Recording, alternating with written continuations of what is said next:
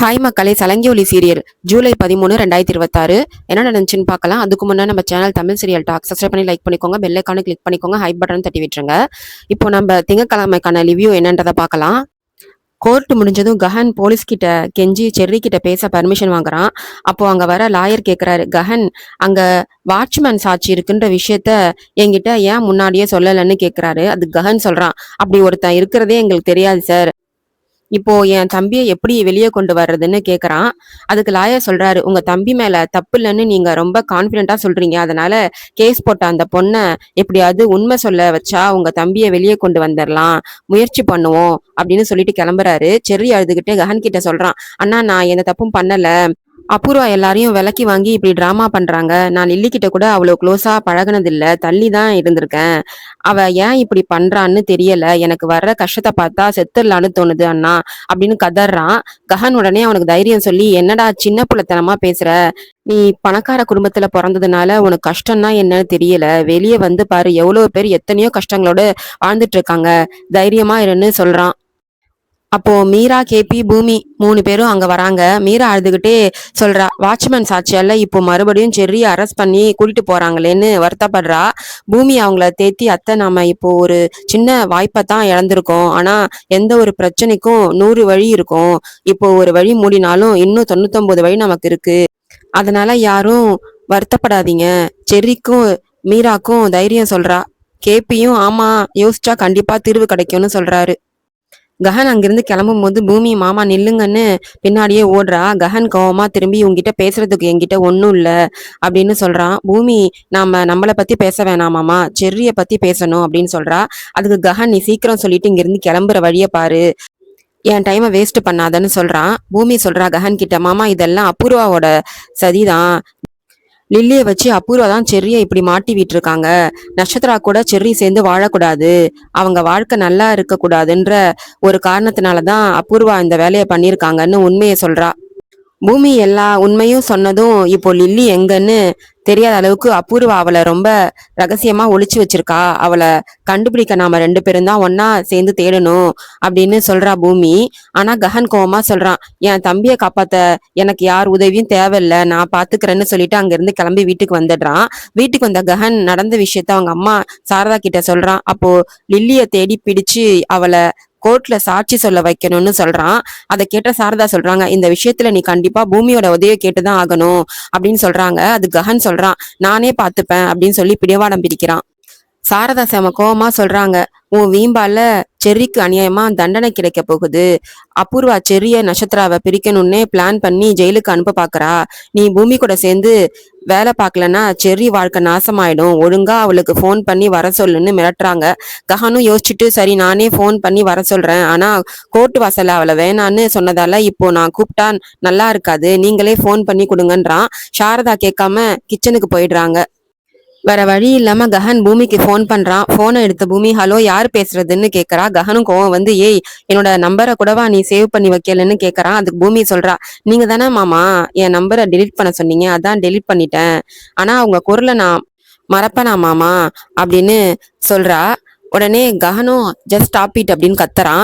Cherry கேஸை பத்தி பேசணும் அப்படின்னு சொல்றான் கஹன். நான் சொல்ற இடத்துக்கு உடனே வான்னு சொல்றான். பூமியும் உடனே செர்ரிக்காக நான் உங்க வீட்டுக்கே வரேன் அப்படின்னு சொல்றா. அது கஹன் சொல்றான், நீ என் வீட்டுக்கு வர தேவையில்ல, நான் சொல்ற இடத்துக்கு வான்னு சொல்றான். பூமியும் சொல்றா, சரி மாமா நான் என்ன கலர் புடவை கட்டிட்டு வரணும்னு வெக்கப்பட்டுக்கிட்டே கேக்குறா. கஹன் கடுப்பாகி, நான் உன்னோட அழகை பார்க்கறதுக்காக கூப்பிடல, கேஸை பத்தி பேசதான் கூப்பிடுறேன்னு சொல்றான். இவங்க 2 பேரும் போன்ல செல்லமா சண்டை போட்டுட்டு பேசுறத கிச்சன்ல இருந்து எட்டி பார்த்த சாரதா ரொம்ப மனநிறைவோட சந்தோஷப்படுறாங்க. கஹன் பூமியை வெறுத்தாலும் மனசுக்குள்ள அவன் மேல இன்னும் பாசம் இருக்கிறத நினைச்சு நிம்மதி அடைகிறாங்க.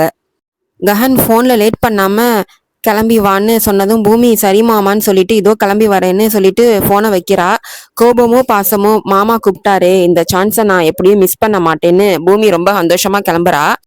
பூமி ரொம்ப குஷியா கிளம்பி போறத நட்சத்திரா பாத்துடுறா.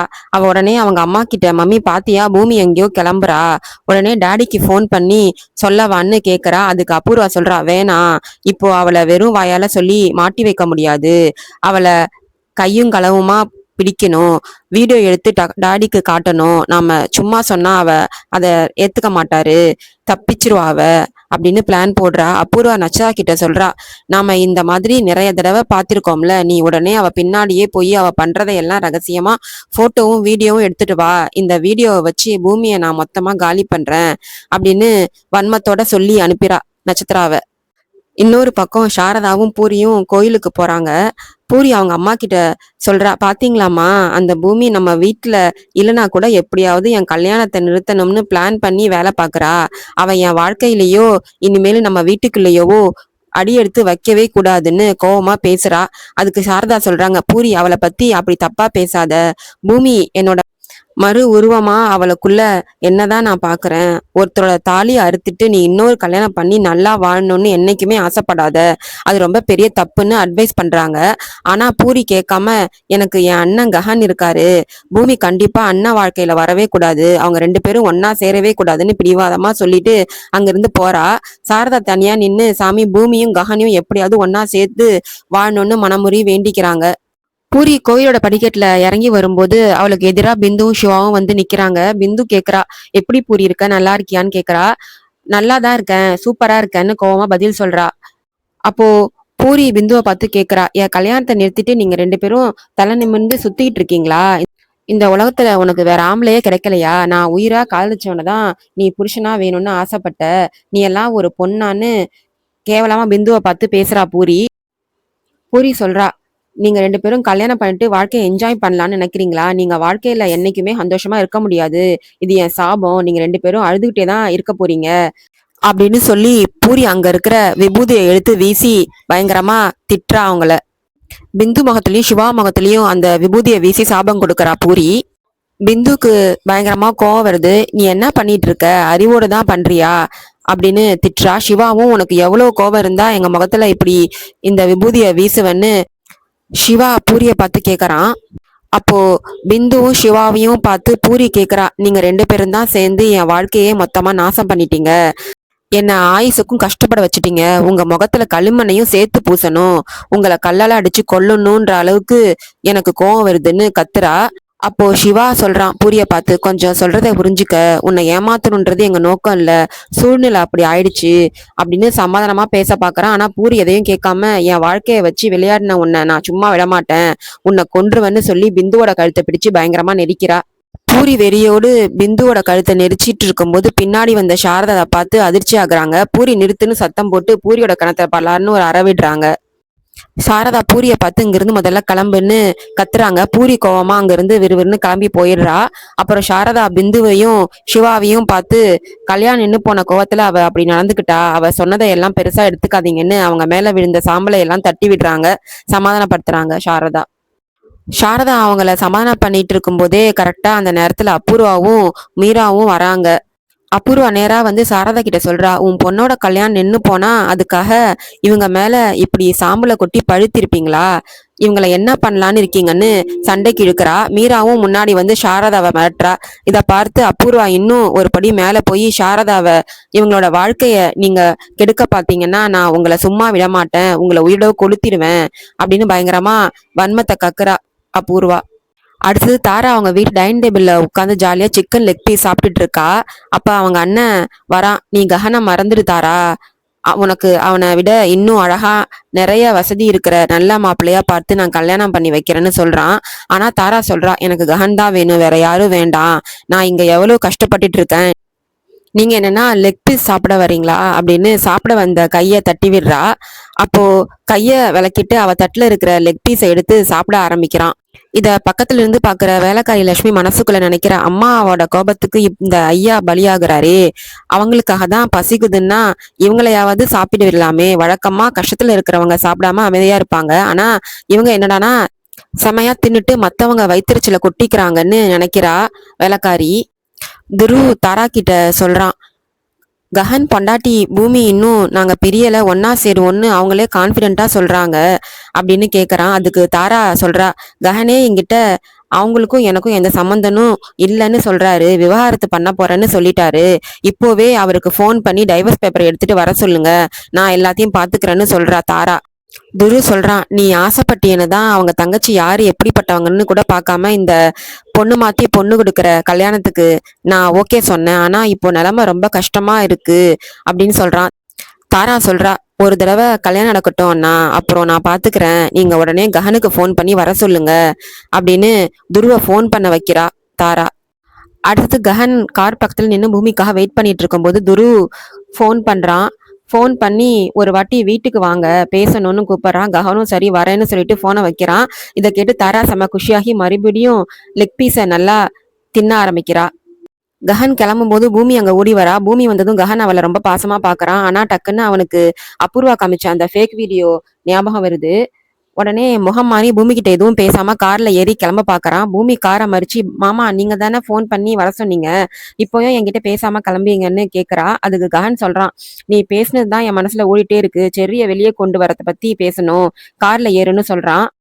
பூமி சொல்றா, இருந்தாலும் நீங்க ஃபோன் பண்ணி வர சொன்ன 1/2 மணி நேரத்திலே இங்க வந்துட்டேன்ல அப்படின்னு சொல்றா. ககன் கோவமா சொல்றான், நான் எப்ப உன்னை ஃபோன் பண்ணி வர சொன்னேன், நீ எப்ப வந்திருக்க அப்படின்னு கத்துறான்.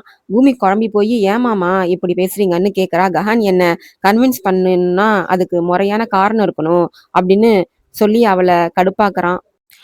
பூமி 20 நிமிஷத்துலயே வந்துட்டோம் மாமான்னு சொன்னதும் ககன் கோவமாகி என்னை பார்த்து மாமான்னு கூப்பிடாதுன்னு கத்துறான். அதுக்கு பூமி சொல்றா, சரி மாமான்னு கூலா பதில் சொல்றா. ககன் இன்னும் கடுப்பாகி, கூப்பிடாதுன்னு சொல்றேன்ல, நான் உங்ககிட்ட பாசமா பேசுறதுக்காக இங்க வர சொல்ல அப்படின்னு சொல்றான். பூமி, எனக்கு தெரியும் மாமா, நீங்க செர்ரிய பத்தி தான் பேச வந்திருக்கீங்கன்னு தெரியும் அப்படின்னு சொல்றா. லில்லி எங்க இருக்கான்னு கண்டுபிடிச்சா செர்ரிய வெளியே கொண்டு வந்துடலான்னு கோர்ட்ல லாயர் சொல்லியிருக்காரு, அதை பத்தி பேசதான்னு கேக்குறா. ஆமான்னு சொன்னதும் பூமி ஜாலியா கிண்டல் பண்றா பாட்டு பாடி ககனை. ககன், நான் பேசுறது உனக்கு கேக்குதா இல்லையான்னு கேக்குறான். இவங்க 2 பேரும் பேசுறது அங்க இருந்து ஒரு தூணுக்கு பின்னாடி ஒளிஞ்சு நின்று நட்சத்திரா கவனிச்சுக்கிட்டு இருக்கா. பூமி பேசிக்கிட்டே சுத்தி பார்க்கும்போது தூணுக்கு பின்னாடி யாரோ மறைஞ்சு நின்று அவங்கள நோட்டம் விடுறத அறகுறையா பாக்குறா. உடனே உஷாரான பூமி ககன் கிட்ட காட்டாம போனை எடுத்து செல்ஃபி எடுக்கிற மாதிரி நைஸா பின்னாடி இருக்கிற நட்சத்திராவை ஜூம் பண்ணி போட்டோ எடுத்துடுறா. போட்டோவை பார்த்ததும், ஐயோ இது நட்சத்திரா இல்ல, நாம பேசுறத வீடியோ எடுத்து எங்க அப்பா கிட்ட போட்டு காட்டி மாட்ட வைக்க பாக்குறான்னு பூமி மனசுக்குள்ள புரிஞ்சுக்கிறா. கஹான் இதை பார்த்து, என்ன பண்ணிட்டு இருக்க, முதல்ல போனை வையின்னு பூமி அதட்டுறான்.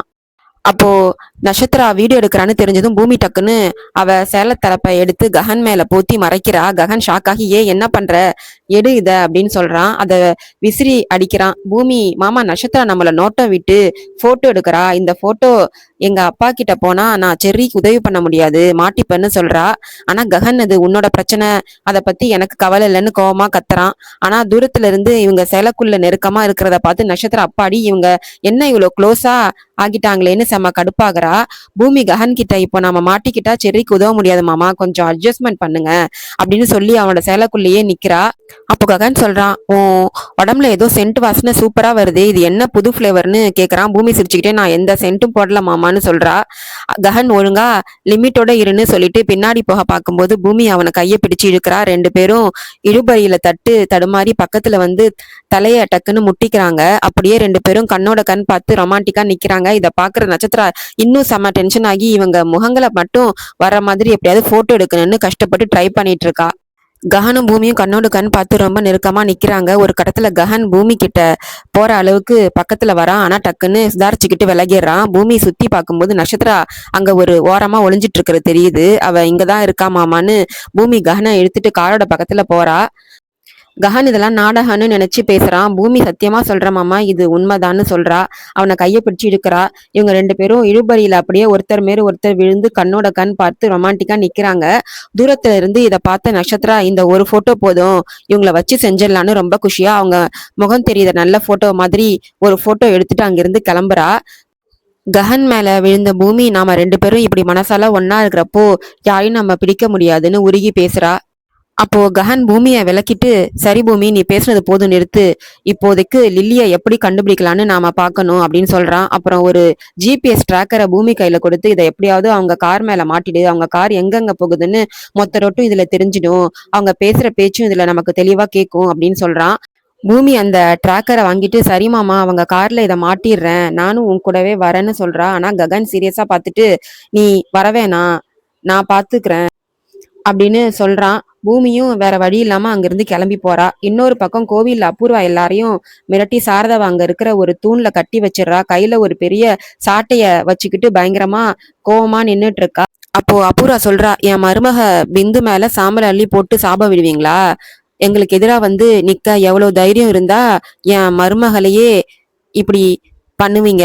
உங்களுக்கு இன்னைக்கு இருக்குடி சாட்டையடின்னு சொல்லி சாரதாவை அடிக்க சாட்டைய ஓங்குறா.